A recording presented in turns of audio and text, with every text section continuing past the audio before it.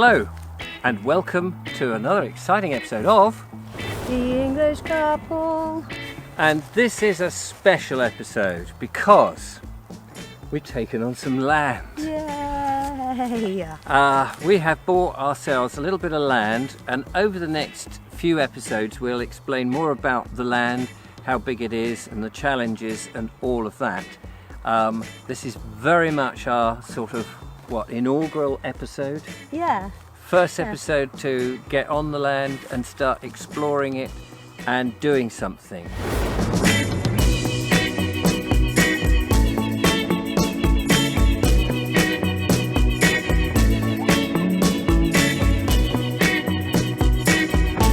So in this episode we're going to show you some exciting things. We've got, as you can see, a wilderness to clear. So we've got bits of clearing to do, but also we want to find a patch where we can actually get some vegetables in the ground so that each time we visit the land we can add more to it. Yep. And so that's really our journey. So sit back and enjoy this first episode of The English Couple As we try to carve out. on the land. I'm just listening to the two luxury swimming pools I have in my boots right now. We won't say anything about the paddling pool I've got in this region. We've been working through the rainfall and it did get a bit heavier than we anticipated. These were new today. Oh dear. But we've done loads, haven't we, Richard? Yes. Do you want to show us? Let's show you. Mine. There's a log there I tripped on. Right. Come. Sopping wet. Oh yes, I'm sopping wet. Thankfully, I've got a comedy hat on, but everything else, and sopping feet. But come and have a look at what we've done. So we came up at got here about just after 10:30, and one of the first things we wanted to do was to separate an area in all this long grass that you can see around, and start to prepare a vegetable patch. We haven't done a huge amount because, as you can imagine, with hand tools this is very tricky. So we have got a little area here which we've got some other shots of us doing the work, but actually if you see, I'll run up. There's a tree there and there's a pear tree there.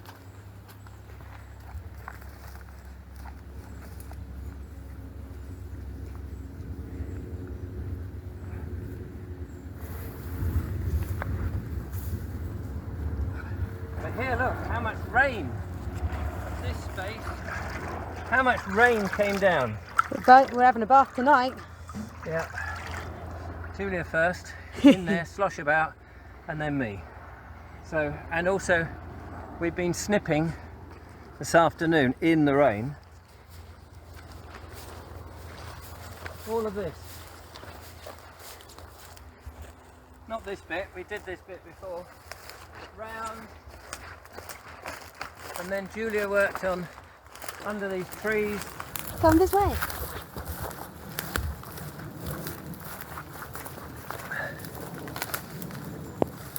Back down. So this was just nettles and big old thorns hanging down from here, so I've had to snip away to get into the base of thorn thing there. Where was the other one? There. Look at that. All cut down for now. And it's so difficult to demonstrate because they are so thick. So I had to cut my way into here with all the hangings and everything. Snip, snip, snip, snip, snip, snip. And this big thing. So look how thick this is.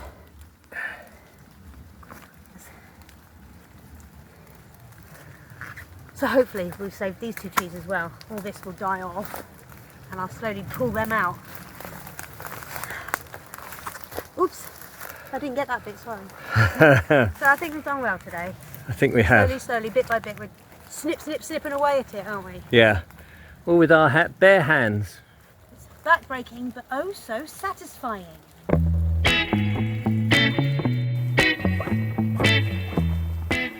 So, we found a little problem. Yes. We were setting up an area that we thought would be absolutely perfect for our very first veg patch, and we've been, you can see how big the grass is, it's very tall, it comes up to about here in places. So we've been scything it off with a, well, with a, what do you call it? Weed whacker type thing. A weed whacker. And raking it and not hoeing. skittle, what's it called? Sickle. Sickle. I'm sick of a sickle. With a sickle, which is a very ancient thing. And then we've been using hoes to scrape and dig the undergrowth off, and we got, I guess, about 12 feet, something like that, maybe 15, Yeah. in our little area, and we want to go right up to that tree beyond, A little pear tree over there. pear tree, and suddenly we kept getting bricks. Not good for the hoe. Certainly not, seeing as it was brand new as well. Yes. Bricks. And bits. we don't know whether it was hard standing for a building at one time, or that never came, or part of a hard standing for a Driveway as such. yeah, a little lane up onto an unmetalled road sort of thing. But either way, even if it was, we did argue, did we want to keep that if it's extendable? But actually it cuts through the best part of either grazing or planting land. And of course it's only about that deep, so roots are just not going to take, certainly long tap roots. Yeah, so we'd have to dig that out if we were going to. So we came up with a solution. We'll show you.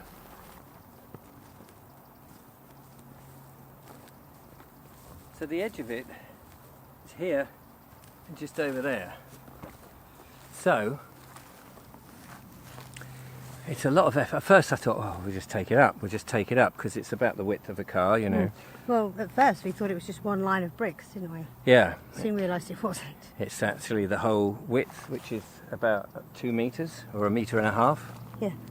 The width of 2 horses' bottoms, isn't it? Is that Yeah. the saying? The width of 2 horses' bottoms, not pulling a carrot. little tiny bottoms. Anyway, so we thought we'd just get them up. And then we thought what we could do is use the hard standing area to put potting. Slap your thigh. Yeah. To like we're in a panto. Oh yes, we did. Oh no, we didn't. So we thought we could have 2 little potting sheds either side, one here and One there. So they got a walkway between. so you can actually get into the potting sheds, and then you can keep one for the, like your hose and your hose. Your hose. Your and hose your hose. and your hose, just to keep you on your toes. Yeah. Because everybody knows. Everybody knows that we do enough like to pose. Oh yeah. Oh, now I've got to turn it down the other way. It's a bloody thing, isn't it? Up, down, in, out, shake it all about. Yeah. Do the hokey cokey. So yeah, so we're going to do that, and then beyond we'll have the second half of the veg patch. And actually, you know, sometimes you just got to take advantage of what there is, and it might have improved it anyway. Yeah. Because it means we'll have 2 little huts, which we will build probably out of some of the wood we've got here, and then we'll have veg patch number 2, unless we discover Something else. graves. Who knows? Well, that's rather grave Yeah, it was grave. and morbid. Yes. Anyway, we better get back to work. Yep. Catch you Crack the later. whip. After finding the road area and thinking we'll put potting sheds and what have you, which we may or may not do, depends, things are changing all the time. I was hoeing away and Julia went down to make a cup of tea, and I found this frog, and it was this lovely biggish frog. I didn't have the camera to hand, picked it up and we put it in the other barrow that we've got here, which had some water in it, so I could show Julia when she came up. It was lovely, wasn't it? Very lovely frog. And I'm so pleased because I didn't chop it in half. Because the grass is so long. Well, this is the benefit, one of the many benefits of doing it all by hand. Yeah. Of course, it might be back-breaking, but it's so worth it. And I mean, it's slow, obviously, but any of the wildlife that you stumble across, it can hear you coming, so it can get out of the way. It's got time, which it wouldn't have with mechanical machines going at speed that might be lethal to it. And also it's more gentle. Not on us. No. And so, yeah, mice. Tell them about the mice. Well, we were just in our routine of hoeing. One of us hoeing, the other one raking, and then you heard it first. There was a squeak. Very high-pitched Really, squeak. really, really tiny high pitch. But it was like, on and on and on and on. And at first I thought I'd hit something, and it was in its death throes. At first, actually, I thought it was just a distant car alarm. And I was like, wait a minute, no. But quite instantly, I realised it's not. So we're delving around trying to find. We found a little. There's lots of cracks in the ground here, isn't there? Yeah, it's dried out a lot. Over the years, but there was this little hole that I thought, well, perhaps that's a little burrow. But no, it was on the ground in the end, wasn't it? So it was in a the grass. tiny little grassy nest. Yeah, with soft how little many? grasses in it. 5. 5, 2-day-old, 1-day-old. Eyes unopened, still pink little bare bodies. Pink. Squeaking away, and so we quickly covered them up, And then thinking that surrounded- parents, and surrounded them with bricks and put one over the top. so that any other predator couldn't get to them. But the parents can access. So kind of like a miniature hedgehog House. house that people build. So, and then we abandoned the rest of the work there because we wanted to make sure that they had every opportunity to be rescued by their parents if their parents were around, because presumably their parents had heard us, Panicked and run. legged it, left the kids there, as you do, led the children. I try not to say kids because they're like baby goats, aren't they? Children's not quite the right word either, though. No, little young mices, little mices, Babies. tiny little babies. So, as you said, you cover them up, and then we went and did other things far away. But we did go back and check, and they were still there. And they seemed quite content, but, if the parents don't go back, then they'll obviously die. But there's not much you can do, because we can't feed them, they're too small. And this sort of thing is happening, of course, all the time. But it was just, we don't want mice running around when we've got a land and eating all the stuff. There But is an ecosystem that they're a part of, but but we respect them, yeah, absolutely. and we don't want to kill them. And in many ways, we And just I don't want to come back and find the 5 dead babies still in Yeah. the nest. So, but I might have to, because I can't take 5 little baby mice home and try and feed them every 2 hours or no. less. Well, what would you feed them with? Well, there'd be something. I'd find some. Where there's a will, there's a way. If I wanted to, or if I The only thing you've got is raw milk. yeah, but it's cow's milk. Yeah.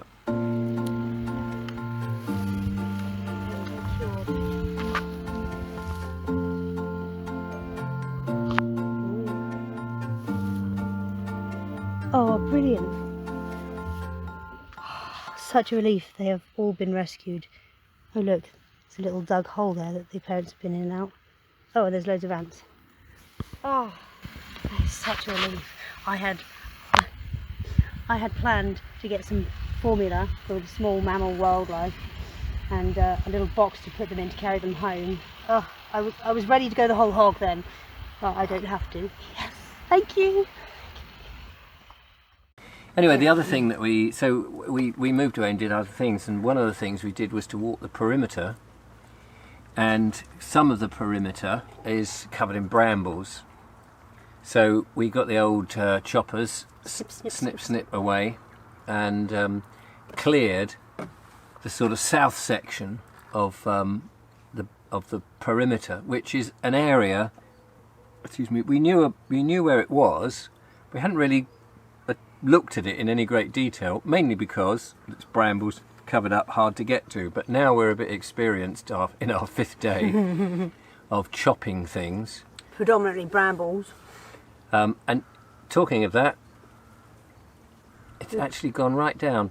I was chopping some other brambles because there's lots of brambles to clear, and bloody wasp came out, bang, hit me, bounced off. but in that tiny amount of bounce, it did manage to do a tiny sting. It was this side, wasn't it? Yeah, that's why you don't want to touch that. I didn't side, want to though, touch it. 'cause, No. well, that is. Yeah, thanks. Ah! So, although I did get stung, it wasn't a major sting, and I can't feel it now, Yeah. and it hasn't really bothered me. And I've never been stung by a wasp before, so I that's... brought my first aid kit. Yeah. Colloidal silver spray and Lugol's iodine. So Julia put copious amounts of iodine. Luckily, it didn't go into my eye, but it only got one anyway. But that was my fake eye. The wasp. Mm. Yeah. Yeah. I did think the worst at first because I was doing something else at the time, creating a path through the other little copse, and I just had this and then a few moments later, help! And I was like, no! Yep. And I was like, oh no, he's savaged his eyes. In order to sort of knock the wasp away and just auto-mune working in, automatic reflexes, I knocked my glasses. And I'm standing there like this, Julia's coming over and I'm going, help me. I found him like this. Not because I was in huge amounts of pain, although there was a little stabbing pain, but it was more like, help me, I've lost my glass. And I didn't want to walk because I knew anyway, yeah. I might just tread on them. Well, because the nature of the black with the white bits, it looked a lot like all of the dead bits of bramble and the chopped bits of bramble on the ground. It was like, oh dear. It's like trying to find where's Wally in a red and white stripy plethora.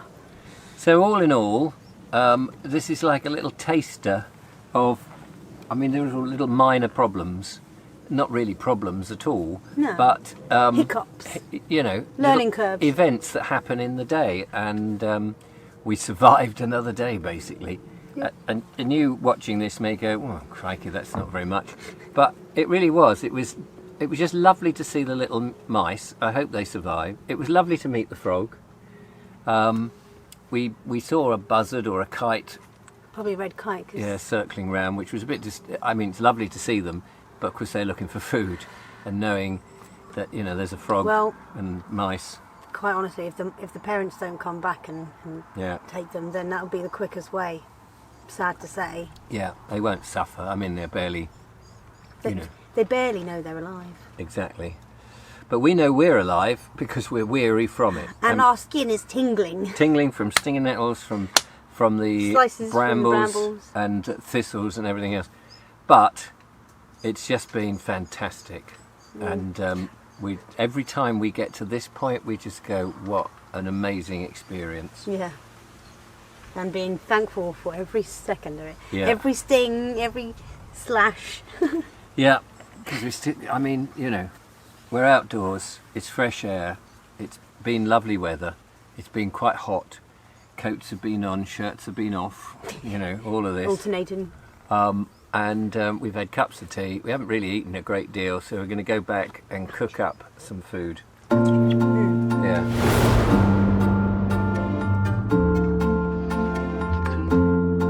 Our friend Ed has been working ever so hard for us.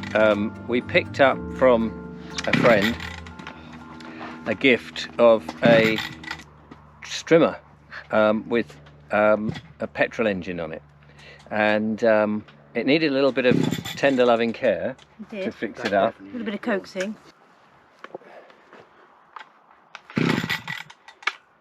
Getting better. Yeah. This one definitely needs to be on because that is the stop switch. Oh, okay. So that is purely the throttle. So we'll keep going.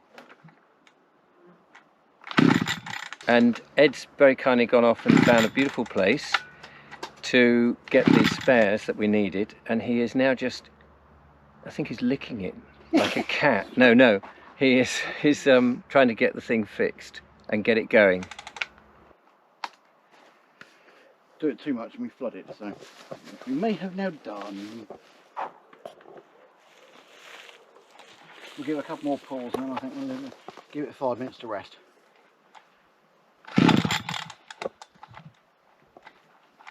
Come on, you can do it. I think we'll give it a couple of minutes to rest and then come back to it. So this is another day. We've been coming up. This is our 7th day now, isn't it? Yes. Trying to work it, because actually this has been over 2 weeks really. Of course, 2 to 3 weeks. 2 to 3 weeks that we've been coming on days that we are able to fit in with everything else. So this is our 7th actual working day, and we've done a hell of a lot, and we'll show you what we've done as we talk about it.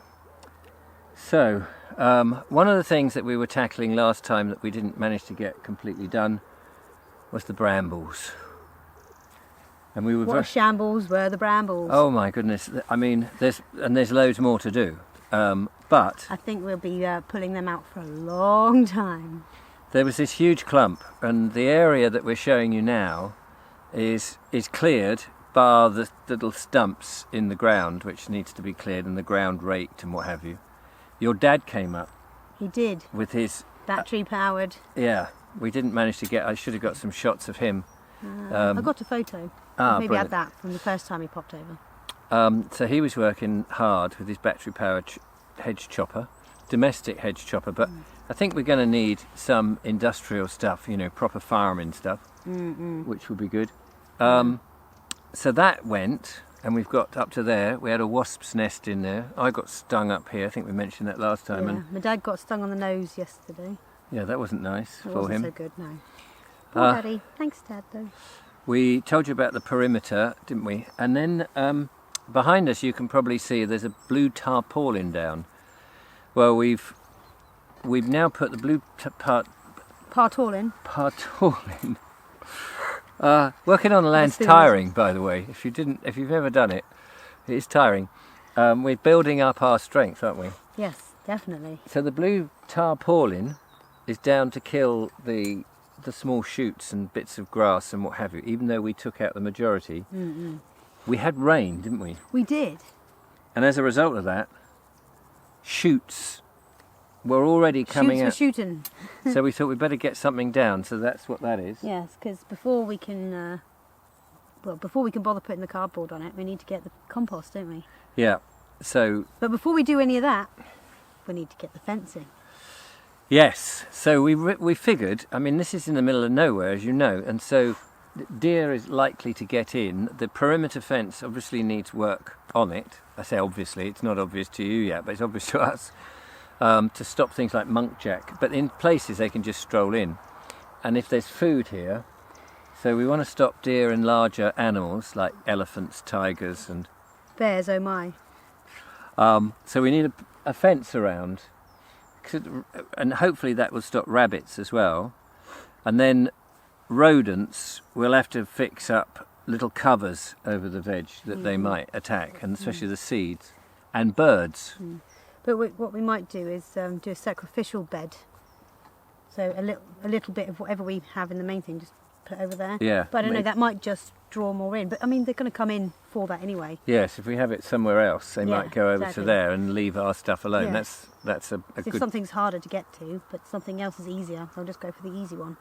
And as you can tell, we're complete novices, really. We've been reading and learning and stuff, but putting it into practice. As has been pointed out, putting it to practice is very different. But Yeah. we're all for it. We're all up for it. Absolutely, and We've been training for this. we've got this sort of 6 to 8 months before the next year to really do it in earnest. But we just thought it would be worth getting something in the ground Absolutely. to try it out. it would Meanwhile, sorry, It go would on. make no sense to be clearing and preparing it all and getting it into kind of some sort of shape without actually getting something in the ground as soon as possible. I mean, we've waited years for this. Why wait any longer? And then when that's all in the ground and doing its growing thing, which we've obviously got to collect water for, or bring water initially, we'll have time then to carry on the clearance work.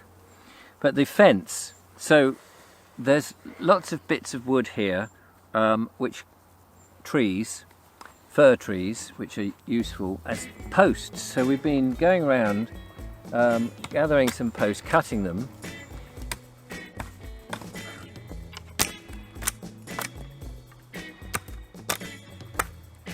and chipping pointy things,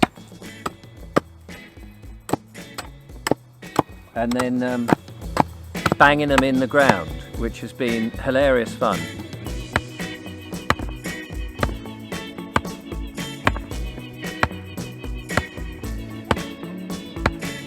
As you can see, we're we're plonking them in. We've only got a quarter of the way round really. We've still got 4 more things. And we made a gate which we brought. It's a bit gash, but it'll do to start with. And I made sure when I built this gate that it would take the wheelbarrow width, because I know what would happen. We'd have a gate and then you go, we can't get the wheelbarrow in.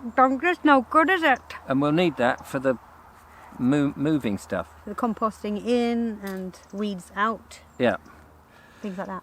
So yeah, so that is the progression so far. Sofa settee.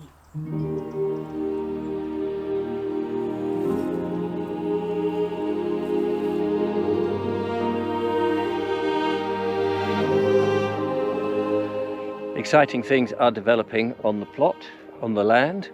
We have planted our first crop. Julia is working hard, digging holes and getting things prepared, aren't you, Julia? I am ready for our second little planting of the Tobacco. We're planting tobacco, as you saw there. That is a tobacco that was given to us by, can you remember the chap's name? I'm sure it was Jamie. Something like that. And it was down in, well, it was up in Derby. Yeah. We were at an event in Derby. If you're watching, sorry to forget your name, we know that you had something like 9 or 12 acres of land. You've been growing. You were handed this from India, was it? Or South America or somewhere? We've been so busy, our brains are fried. He had some amazing stories and pictures to show us of things he's been up to and things he's done over the years. So this was a very kind gift. The original tobacco plant. I can't remember what it was, but I've found it's Mapacho. Mapacho. Not sure how you pronounce that. So we're going to put the second one in. We'll show you that if the GoPro lasts. So we've dug some holes. As you can see, the plot is still as it is. We're going to today move the tarpaulin because we've got some black plastic to put down to kill off all the weeds and everything. But we wanted to get these in, and we want to say a big thanks to Mark Byford, the bowler hat farmer, who very kindly and very generously has given us some compost to get going with. Thank you, Mark. Do check out the bowler hat farmer at thebowlerhatfarmer.com and on YouTube. We'll put the links in the description. So, Julia. So, Richard. Yeah, we've got to get that out of the pot and into the ground. Gently cradle it. Slide that on.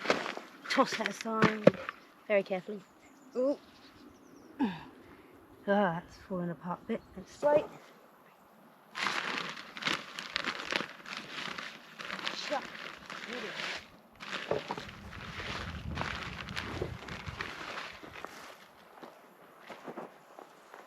Little wormy. It's so exciting for us to be planting on the land our very first thing. So we didn't grow them here. They were grown and they were much smaller. We kept them in pots in my back garden in as much sun as we could, but my back garden's not ideal. It's north facing, so I had to keep moving them around. But it's now great to have them in the ground because the guy said get them in the ground as soon as you can. How does it feel, Julia? First plants in the ground. Feels very good indeed. Fingers dirty, and they'll get dirtier and more calloused and dry, and let's not mention that.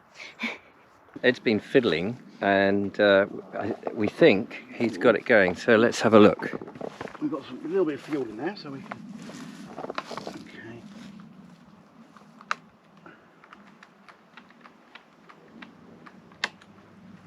Now, fingers crossed.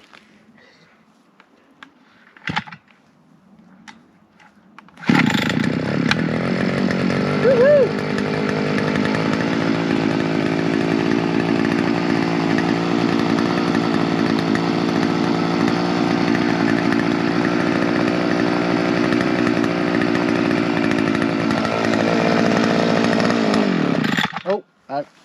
Failed at that one. Oops. Try it again. I collected a little bit of rainwater, not much, in this, just a tiny bit. We got some in the van, but that's because tap water, which isn't ideal. So, and we have yet to get a watering can.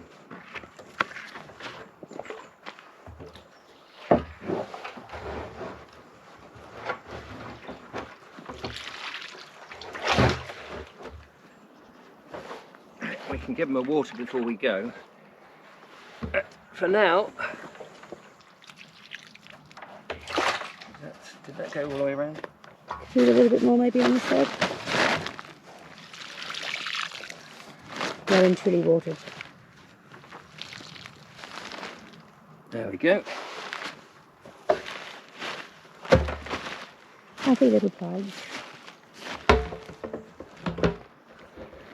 So, one of the other tasks that we've got to do is, of course, capture rainwater. But we have spoken to some people who may come up, do some dowsing on the land to see if it's worth putting in a well. And although we're on a bit of a hill, water does come upwards. Jack and Jill went up the hill to fetch a pail of water. So water does go up, and we have willow, which is a sign of water, because willow grows near water. If we've got our science correct, or our biology, or our botany. Is it botany? Yeah, but there you go. Lovely.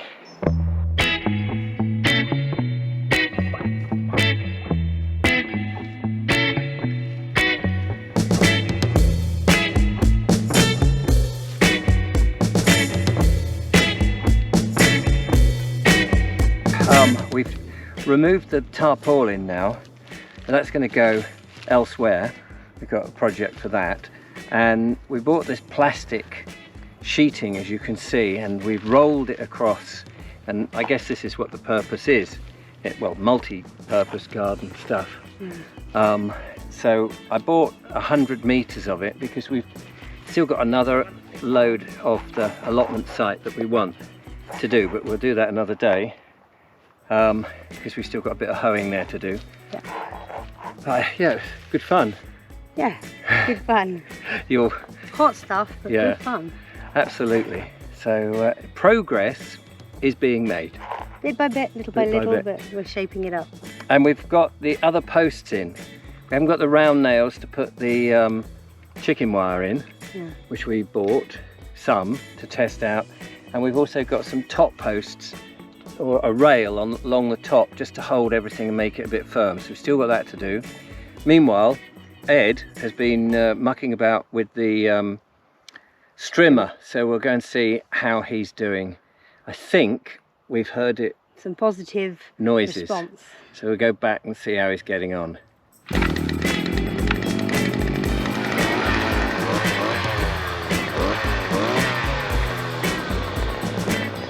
Ed, amazing Ed, has got it going. So he said, right, it's up to me to have the try to see if it will cut some grass. Absolutely. So Ed, give me the Ready. instructions. Okay, so on off switch. Yeah. Always off when you're not using it for safety, of course. Yeah. Flip that on. Yeah. Push down the lock button. Yeah. Give it 3 or 4 pumps of that. Let it go again. Yeah. Then obviously foot or hand. Well, actually no, choke. When it's cold, start off in the middle. Okay. So that's off. Yeah. At the top, that's fully on. Down Yeah. the bottom. So middle start, foot or hand on here, and pull. and then leave it about 30 seconds. Yeah. Let it run. Look at that. Obviously pick it up, strap yourself on. Pull the choke off. Yeah. Not quite off yet, it's not warm enough. Pick it up. Strap yourself on. Strap. Can't do the strap. Right, I'll do the strap. Right, so push down on that one and pull up on the trigger.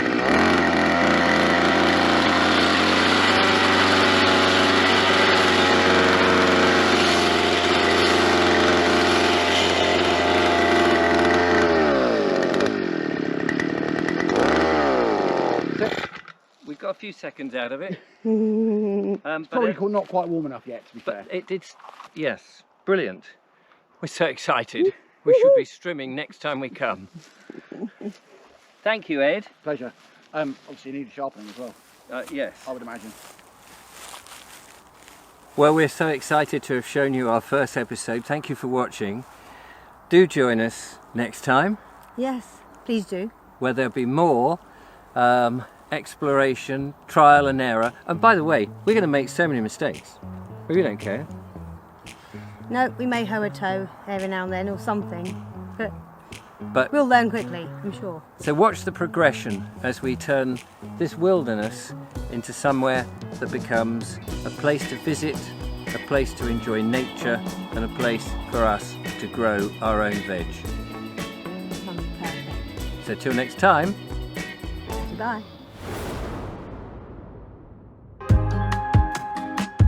I built a cage for her. Squeezing. I'm trying to still. Oh. Yeah. Don't work with animals and children, they say. And For a reason. Yeah. we'll go straight back. Soak in. I'm going to find somewhere for you to go.